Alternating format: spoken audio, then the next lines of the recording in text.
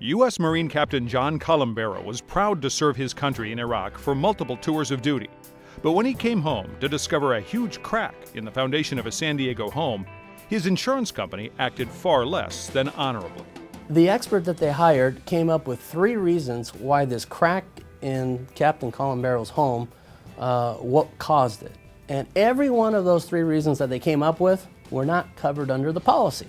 The case didn't look like a winner because of the extensive costs to try it.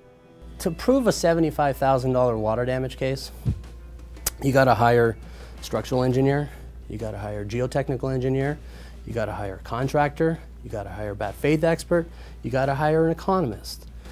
Just what it takes to prove that you've been cheated out of $75,000 will cost you $150,000.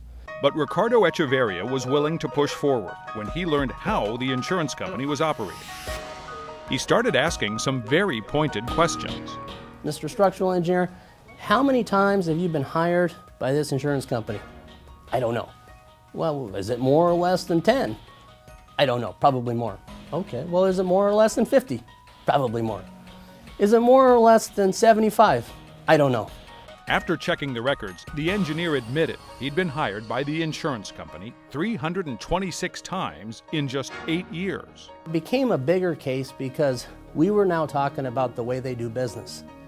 And, you know, you're hiring these experts to give you an objective, non-biased opinion. And they weren't doing that. They were getting biased opinions. And so when we got into that, it became more about their business practice and the way they do business. Captain Colombero returned for a 3rd tour of Iraq halfway through the trial, but was thrilled when a jury found in his favor and awarded punitive damages.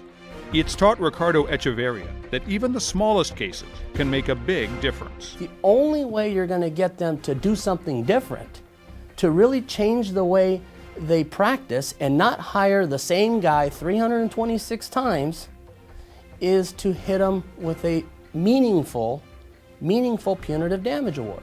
So it was really an example of how punitive damages can serve as a way to get a corporate defendant to change the way they do business and not cheat people out of money. It's that simple.